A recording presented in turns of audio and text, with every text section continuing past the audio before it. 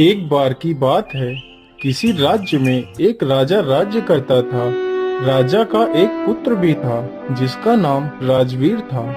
पिताश्री, आज मैं अपने मित्र के साथ शिकार पर जाना चाहता हूँ। मुझे जाने की आज्ञा दें। ठीक है बेटा, लेकिन जल्दी ही घर वापस आ जाना। हाँ पिताजी, मैं जल्दी ही वापस आ जाऊंगा।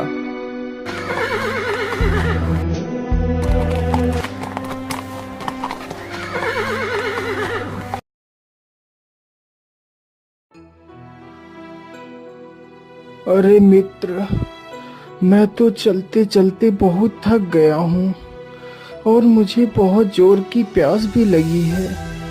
पता नहीं आज मुझे पानी पीने को मिलेगा भी या नहीं। मित्र, तुम परेशान मत हो, धैर्य रखो, पानी अवश्य मिलेगा। उधर देखो मित्र, वहाँ पर एक नदी है। चलो हम लोग वहाँ चलते हैं और अपनी प्यास बुझाते हैं।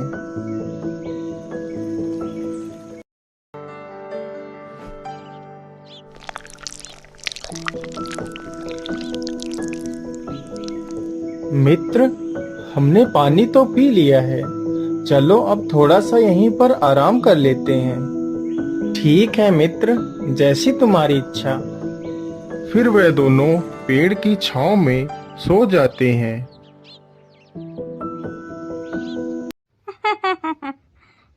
अरे, ये शोर कैसा? चलो चलकर देखते हैं।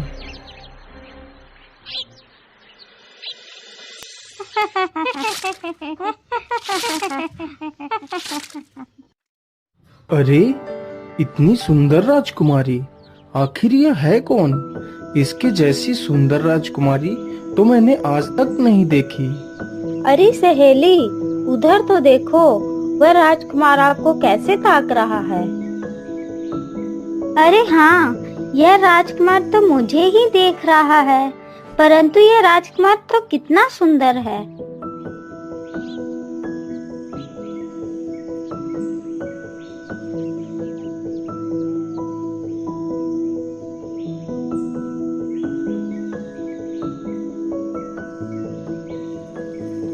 चलो सुनंदा, अब हमें राजमहल वापस चलना चाहिए। राजकुमारी के जाने के बाद राजकुमार बहुत ही दुखी हो जाता है।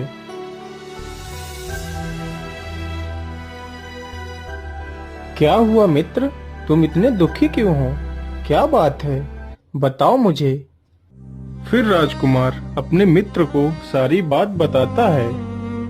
मित्र, अब मैं राजकुमारी के बिना नहीं रह सकता, लेकिन मुझे उस राजकुमारी के बारे में कुछ भी नहीं पता। वह कहाँ रहती है, उसका नाम क्या है, मैं कुछ भी नहीं जानता। मित्र, तुम परेशान मत हो, राजकुमारी ने तो आपको सब कुछ बता दिया है। वो कैसे मित्र? मैं कुछ समझा नहीं।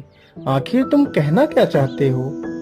मित्र, राजकुमारी ने कमल पुष्प को अपने बालों से निकालकर अपने कानों से लगाया, यानी राजकुमारी कनकराज में रहती हैं। फिर उन्होंने उस पुष्प को दांतों से कुतरा। इसका मतलब उनके पिता का नाम दंतराज है।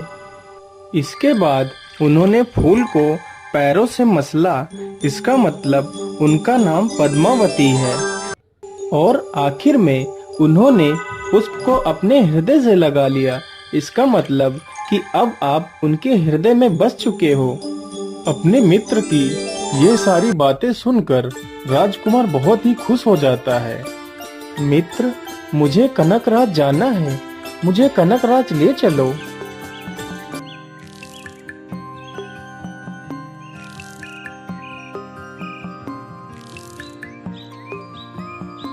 मित्र, मुझे लगता है कि यही कनकराज है। चलो हम इन बूढ़ी माँ से पूछ लेते हैं।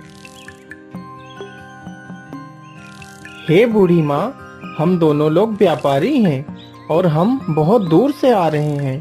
माता जी, हम यह जानना चाहते हैं कि यह राज्य कौन सा है। बेटा, ये कनक राज्य है। माता जी, हमारा सामान अभी तक आया नहीं है, तो क्या हम लोग आपके यहाँ कुछ दिनों के लिए रह सकते हैं? बेटा, इसे अपना ही घर समझो। आपका जब तक मन करे आप यहाँ रह सकते हैं। माता जी, आप क्या काम करती हैं? और आपके घर में कौन कौन रहता है? और माँ जी, आप अपना गुजर बसर कैसे करती हैं? बेटा, मेरा एक पुत्र है जो राजा के यहाँ नौकरी करता है और मैं राजा की पुत्री राजकुमारी पद्मावती की दासी थी। बेटा, अब मैं बूढ़ी हो चुकी हूँ, इसलिए मैं घर पर ही रहती हूँ। महाराज खाने को दे देते हैं और पूरे दिन में एक बार राजकुमारी से मिलने चली जाती हूँ। माँ जी, आप यह कुछ स्वर्ण मुद्राएं रखिए और जब आप कल राजकुमारी से मिलने के लिए जाना तो उससे कहना कि जो राजकुमार तुम्हें नदी के किनारे मिला था वह राजकुमार तुम्हारे राज्य में आ चुका है।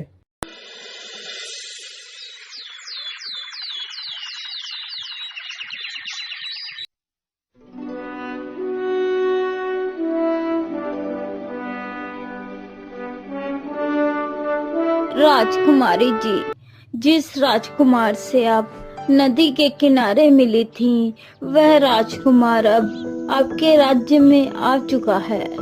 बूढ़ी महिला की यह बात सुनते ही राजकुमारी ने चंदन में अपना हाथ डुबोकर बूढ़ी महिला के गाल पर मार दिया।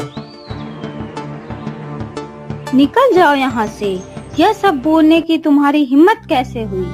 बूढ़ी महिला ने यह सारी बात राजकुमार से बताई तो राजकुमार बहुत ही दुखी हो जाता है। मित्र, तुम दुखी मत हो।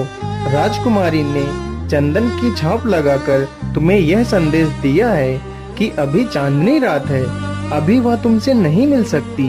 अंधेरी रात आने का इंतजार करो, वह तुमसे अवश्य मिलेगी। माता जी, अब अंधेरी रातें आ चुकी हैं, आप मेरा संदेश राजकुमारी को दे देना। राजकुमारी जी, राजकुमार ने कहा है कि अब अंधेरी रातें आ चुकी हैं, वह अब आपसे मिलना चाहते हैं। राजकुमारी ने फिर से अपनी 3 उंगलियों को लाल रंग में डुबोकर बूढ़ी महिला के गाल पर मार देती है। चले जाओ यहाँ से और याद रहे, तुम इस बार महल के पीछे वाले दरवाजे से बाहर जाओगी। बूढ़ी औरत ने फिर से सारी बात राजकुमार को सुनाई तो राजकुमार फिर से बहुत दुखी हो जाता है। अरे मित्र, तुम फिर से दुखी हो गए। मित्र, अब तुम्हें दुखी होने की आवश्यकता नहीं है, अब तुम्हारे मिलन के दिन आ गए हैं। वो कैसे मित्र? मैं कुछ समझा नहीं, बताओ मुझे। मित्र, राजकुमारी ने लाल रंग से 3 उंगलियों के निशान भेजे हैं, इसका मतलब अभी वह बीमार हैं और आपसे वह 3 दिन बाद मिलेंगी। और बूढ़ी माँ को उन्होंने पीछे के रास्ते से इसलिए भेजा है क्योंकि वह तुम्हें पीछे के रास्ते से बुलाना चाहती हैं। राजकुमार ये सारी बातें सुनते ही खुशी से झूम उठता है। इस प्रकार 3 दिन भी बीत जाते हैं। मित्र, 3 दिन बीत चुके हैं और आज चौथा दिन है, इसलिए मैं राजकुमारी से मिलने के लिए जा रहा हूँ। ठीक है मित्र, तुम अपना ध्यान रखना। राजकुमारी तो पहले से ही राजकुमार का इंतजार कर रही थी।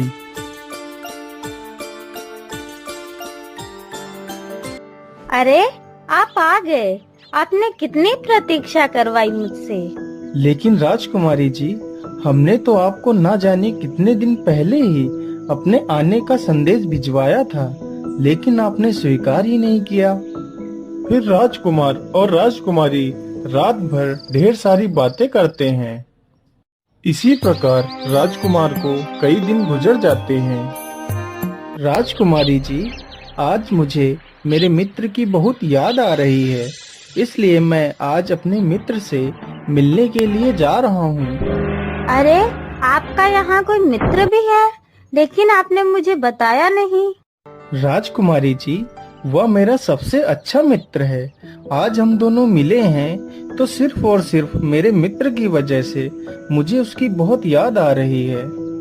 अच्छा, ठीक है, चले जाओ, लेकिन मेरी तरफ से अपने मित्र को ये खाना खिला देना। मेरे मित्र, देखो मैं आ गया। मुझे तुम्हारी बहुत याद आ रही थी मित्र, इसलिए मैं तुमसे मिलने चला आया। और हाँ, तुम्हारी भाभी ने तुम्हारे लिए ये खाना भेजा है, तुम इसे खा लो। अरे मित्र, तुमने ये क्या किया? तुम ये खाना लेकर क्यों आ गए? क्यों मित्र, तुम्हारी भाभी ने इतने प्यार से तुम्हारे लिए खाना भेजा है, इसमें गलत क्या है? मित्र, भाभी यह चाहती है कि जब तक मैं जीवित हूँ वह तुम्हें अपने वश में नहीं कर सकती है, इसलिए वह मुझे इस खाने में जहर देकर मारना चाहती है। तुम देखना चाहोगे मित्र? तो ये देखो।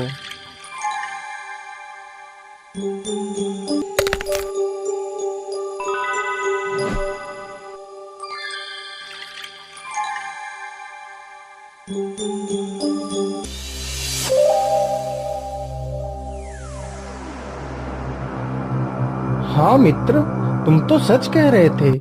ये राजकुमारी तो विश्वास के लायक ही नहीं है। ऐसी राजकुमारी मुझे नहीं चाहिए। चलो मित्र, हम अपने घर वापस चलते हैं। नहीं मित्र, जब हम यहाँ आ ही गए हैं तो राजकुमारी को लेकर ही जाएंगे। मेरी बात ध्यान से सुनो। आज जब तुम राजकुमारी से मिलने के लिए जाना तो चुपके से राजकुमारी के पैर पर एक त्रिशूल का निशान बना देना और उसके सारे गहने लेकर आ जाना। राजकुमार ने अपने मित्र के कहे अनुसार ही कार्य किया।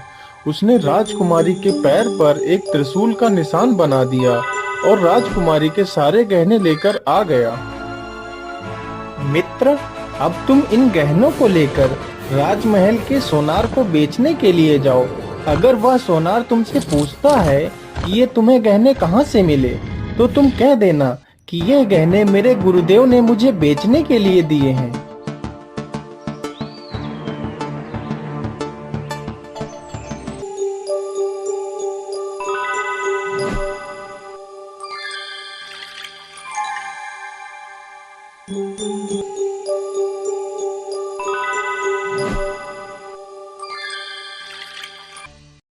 अरे, यह गहने तो राजकुमारी के हैं।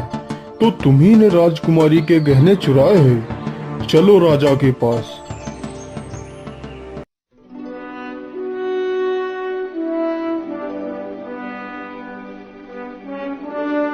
तुम्हारी इतनी हिम्मत कि तुम मेरी बेटी के गहने चुराओ?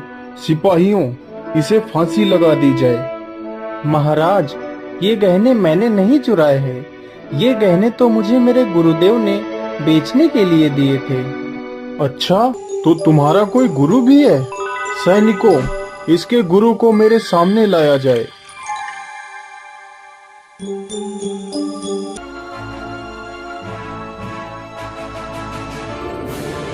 अरे ढोंगी, तूने मेरी बेटी के गहने चोरी क्यों किए? नहीं महाराज, मैंने यह गहने तो एक डाकिनी से छीने थे।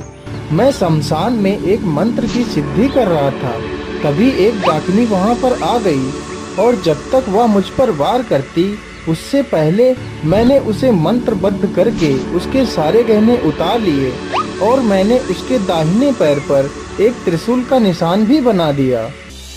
राजा साधु की बात सुनकर आश्चर्यचकित रह जाता है। महारानी जी, आप जाओ और हमारी बेटी के पैर पर देखिए, क्या किसी त्रिशूल का निशान बना हुआ है? हाँ महाराज, यह साधु ठीक कह रहा है। हमारी बेटी के पैर पर त्रिशूल का चिन्ह बना हुआ है। ये सुनकर राजा चौंक जाता है और राजदंड के अनुसार अपनी पुत्री को राज्य निकाला दे देता है और उन दोनों मित्रों को छोड़ देता है। दोनों मित्र राजकुमारी के इंतजार में जंगल में बैठ जाते हैं और राजकुमारी जैसे ही जंगल में पहुंचती है तो राजकुमार उसे अपने साथ लेकर अपने राज्य में वापस चला जाता है।